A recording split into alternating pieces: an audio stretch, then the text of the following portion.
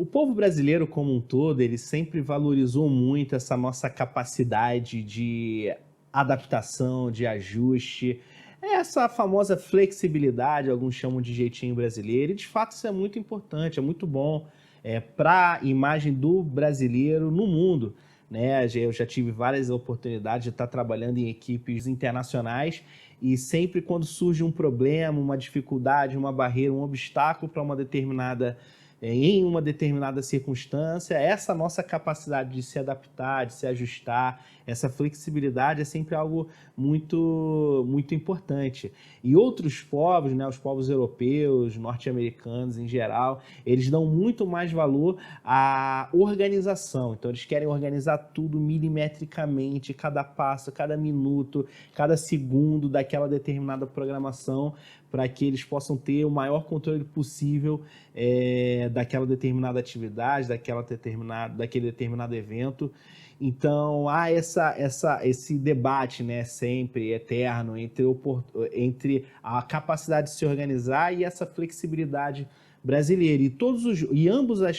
Ambas as características, ambas as qualidades, elas são positivas. As duas, elas colaboram quando na medida certa. Mas se você deixar tudo ao sabor da sorte e do improviso, você pode ter alguma circunstância na sua caminhada que vai te impedir de alcançar o seu objetivo final. E se você organizar demais as coisas, de repente, no meio do caminho, quando você se depara com um desafio, pode ser que você resolva parar, fique desanimado, ou ache que o planejamento está ruim, tem que voltar tudo desde o início, não vai ter aquela capacidade de se organizar. E nesse texto que nós vamos ler hoje, que está lá em Lucas 1, versículo 1 ao versículo 4, é um texto que você já leu com certeza, deve ter passado batido, como eu também passei, todos nós geralmente passamos nesses textos introdutórios dos livros da Bíblia, mas ele fala sobre algumas questões muito específicas que eu queria compartilhar com você. E aí lá no texto ele diz assim, ó, versículo 1: muitos já se dedicaram a elaborar um relato dos fatos que se cumpriram entre nós, conforme nos foram transmitidos por aqueles que desde o início foram testemunhas oculares e servos da palavra.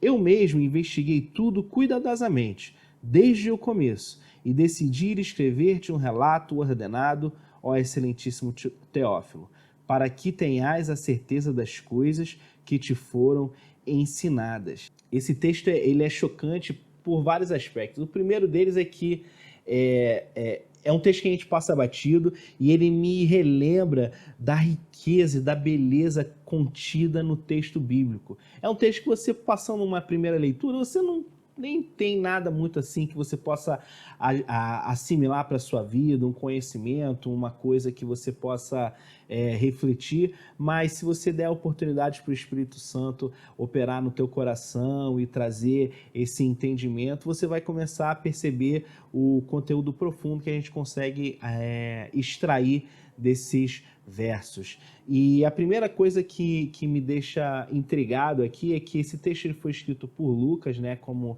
a maioria dos teólogos dizem. Então Lucas, o evangelista Lucas, ele diz aqui no versículo 3 que ele empenhou uma energia grande para organizar, ordenar, colocar em uma sequência, uma ordem lógica, todos os acontecimentos que ele achava mais interessante que aconteceram durante a vida de Jesus naqueles anos de ministério. Então, é muito intrigante perceber que Lucas, ele é um evangelista e ele está falando aqui no primeiro século da era cristã. O mundo ainda não era um mundo evangelizado, era um mundo que não tinha a menor notícia do que era Jesus, do impacto e do efeito do seu sacrifício para a humanidade. Então, o campo missionário de Lucas, ele era incomensuravelmente maior do que o meu e o seu, porque todas as pessoas que estavam ao redor de Lucas, 99,9% delas, precisavam receber a mensagem do Evangelho, ouvir a mensagem do Evangelho, porque nunca a tinham escutado. Então, diante de uma necessidade tão fervorosa, tão intensa, Lucas, ele toma uma decisão que muito me intriga. Ele toma a decisão de parar o que ele estava fazendo para organizar esses relatos, decidir, não, aquele dia que Jesus estava jogando truco, aí Jesus bateu na mesa e aconteceu, não, essa história eu não vou botar não. Aquele outro dia que Jesus comeu uma comida e passou mal e tal. Não, essa história também eu vou deixar lá de fora. Então ele teve que parar, raciocinar, colocar ali para realizar esse esforço toda a sua capacidade intelectual para que ele pudesse pensar e escolher as passagens, as histórias, os acontecimentos mais relevantes da vida de Jesus nesses 3 anos. Imagina o quanto de coisa ficou de fora dos livros que nós temos acesso dos evangelhos, né? Então, Lucas, ele tomou essa decisão, mesmo diante da necessidade absurda que estava ao seu redor, da demanda incrível e impressionante que estava ao seu redor, ele decidiu parar. Parar porque ele identificou valor, ele identificou importância em organizar, em escrever um relato claro, inteligível, para que na cabeça dele, Teófilo, ou os primeiros membros da igreja, os primeiros cristãos convertidos no primeiro século, pudessem ter acesso. Eu imagino que Lucas nunca sonhou que hoje eu e você estaríamos com esse livro, com esse relato escrito por ele, disponível nas nossas mãos. Então, ele não tinha nem a ideia do alcance que isso teria. Mas, mesmo assim, ele decidiu parar aquilo que, a um primeiro olhar, poderia ser mais importante, que seria eles realizar esse trabalho de evangelização. Ele decidiu parar de fazer esse trabalho para poder organizar esse relato maravilhoso, fantástico que nós temos diante de nós. Então, muitas das vezes a gente a gente passa por esse desafio aqui, porque o nosso trabalho, nós somos missionários e a nossa organização é a Mais, Missão e Apoio à Igreja Sofredora, ou seja, o nosso trabalho primordial não é sair por aí evangelizando as pessoas que eventualmente não ouviram do Evangelho, mas o nosso trabalho principal é dar apoio, é suportar, colaborar, é cooperar, apoiar essa igreja que já existe nesse contexto, que já sabe a língua, já conhece a cultura, já tem toda a facilidade para interagir de uma forma mais relevante com essas pessoas que ainda não ouviram a proposta do Evangelho de Jesus e possam fazer ela. Então, o meu trabalho é de apoio, é de suporte. E muitas das vezes eu fico pensando, será que não era mais relevante? A gente joga tudo pro alto, joga essa estratégia toda pro alto, você tem que desenvolver treinamento e processos e procedimentos. Vamos parar com isso tudo, vamos sair por aí evangelizando as pessoas.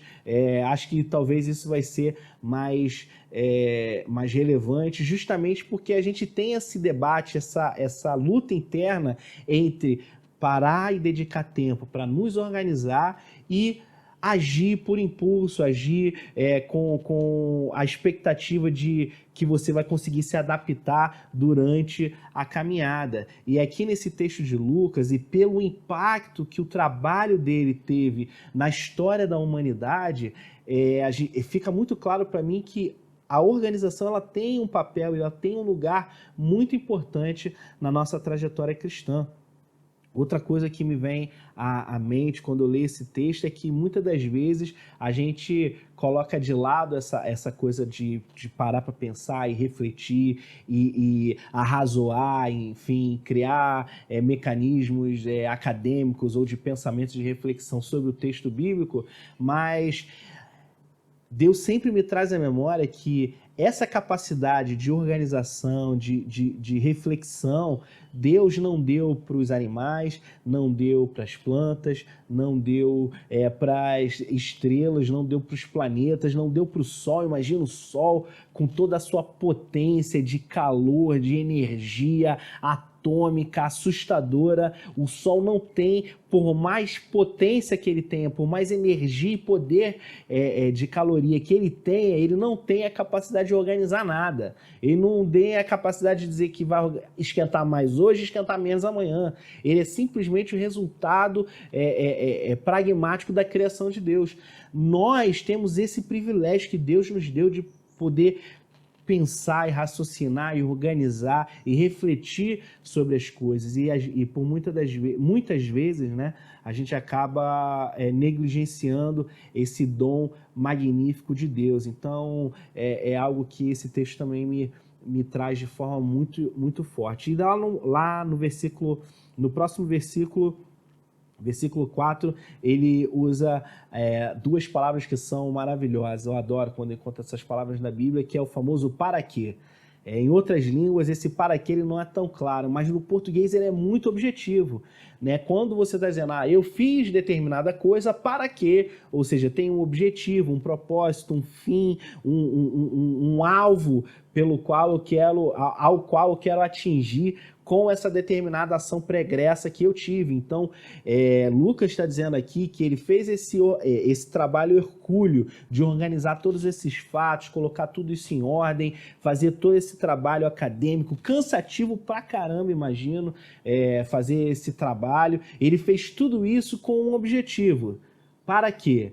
E aí lá no versículo 3 ele diz, para que tenhais clareza nesses tempos incertos, para que tenha, desculpa, no versículo 4, não, calma aí, deixa eu ver aqui certinho, versículo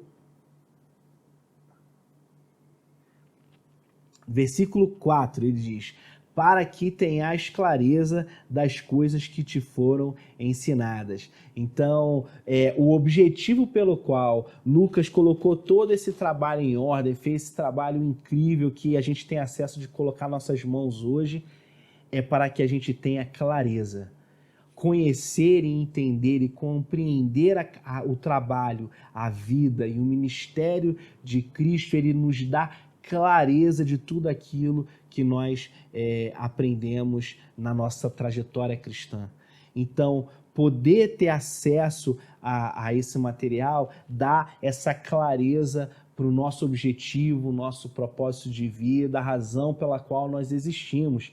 E quando a gente olha para o mundo à nossa volta, para as circunstâncias, nesse momento histórico tão caótico que a gente está vivendo, manifestação de um lado, o coronavírus e tantas coisas que sacudiram a realidade no mundo onde nós vivemos. Talvez uma das coisas que as pessoas mais têm buscado nesse tempo é ter clareza. Ter uma visão clara, sem obstáculos, sem barreiras, uma visão objetiva do porquê das coisas. E aqui, nesse texto de Lucas, ele fala para mim e para você que colocar as coisas em ordem, fazer esse trabalho dedicado, mental, de esse esforço intelectual, de colocar as coisas em ordem, ele só contribui para que nós tenhamos clareza da realidade ao nosso redor. Seja a organização do relato bíblico para que a gente tenha clareza daquilo que a gente foi ensinado, seja em qualquer área da tua vida. Você sabe, porque você já parou para organizar alguma coisa durante a tua vida, e você sabe que sempre quando você para organizar, esse processo em si de organização, ele contribui para que você consiga perceber e enxergar as coisas de forma mais clara, de forma mais objetiva.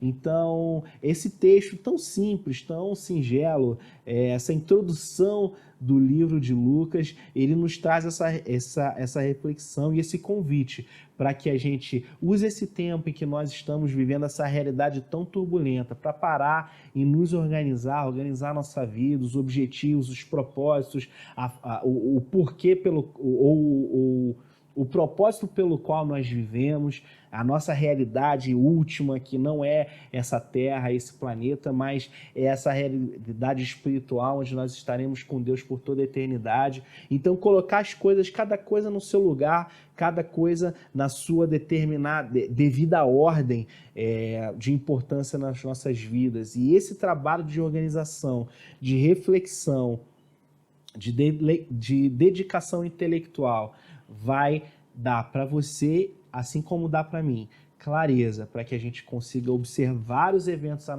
nossa volta, não ficarmos desesperados, não ficarmos desalentados, mas a gente permanecer convicto e confiante que Deus, ele tem o controle das nossas vidas, ele tem o controle da história, e por mais que as circunstâncias ao nosso redor pareçam muito turbulentas, no final, o nosso destino eterno é estar com Ele, e não existe encorajamento e palavra de esperança mais poderosa do que essa, que é a promessa de que nós vamos estar com Ele na plenitude do que Ele é e na plenitude de quem Ele é, em um relacionamento de intimidade profunda.